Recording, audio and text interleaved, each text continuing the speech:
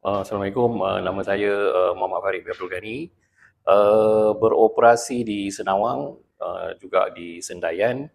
Uh, Tiga perkara penting yang satu sesi hari ini yang saya rasa sangat-sangat menarik adalah perniagaan yang diinspirasikan oleh Go Green ini. Dia bukan bersifat individual.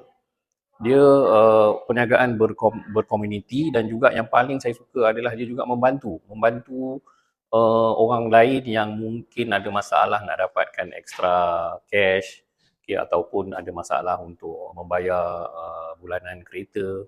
Jadi perniagaan ini dia bersifat juga membantu orang lain, dalam masa yang sama dia juga menjana pendapatan sendiri. Jadi ini bagi saya sangat-sangat bagus sebab apa, dalam perniagaan ni kita jangan ingat untuk diri kita saja, kita juga membantu dan juga mengembangkan orang lain juga. Okay, ini yang paling saya rasa amat tertarik lah. Dan yang kedua adalah sistem. Sistem yang mereka develop ni sangat-sangat transparent dan kita boleh keep track. Okay, dan biasanya dalam perniagaan sewa kereta ni, biasanya kita, the first thing kita akan fikir risiko lah. Okay, takut kereta kita digunakan untuk kriminal, untuk menyelundup barang-barang terlarang. Tetapi dengan sistem yang dibangunkan oleh Go Green ini, risiko itu tetap ada tetapi sangat-sangat minimum.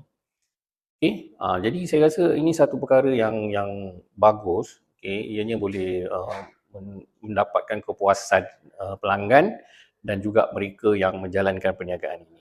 Dan yang terakhir sekali adalah bila kita berniaga ni, kita biasanya kalau kita berniaga ni kita hanya berniaga dapat duit, tetapi actually duit yang kita dapat tu adakah ianya sesuai dengan target yang kita dah set. Jadi session hari ni saya tengok Go Green dia emphasize that bila you dah set clear target, you visualize kan, and then barulah you strategize you punya marketing.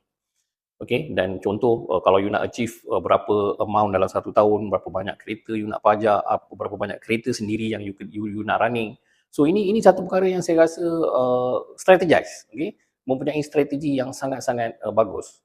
Okay, dan secara keseluruhannya program GMM Hub Pro ni ianya membantu. Okay, dan saya rasa bayaran yang saya bayar tu sangat-sangat berbaloi lah, sebab yang penting sekali kita belajar benda baru dan kita mencuba benda baru. Dan kadang-kadang kita tak tahu potensi kita bila kita buat benda baru. Bila kita kadang-kadang kita duk rasa boleh ke tak boleh ke, tapi saya rasa dengan sistem, dibantu oleh sistem dan dibantu oleh target yang kita dah set, insyaAllah saya rasa sesiapa pun boleh buat.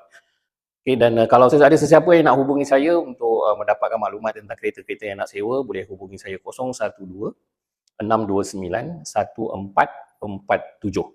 Okey, itu saja. Terima kasih. Assalamualaikum. Go Green is the best.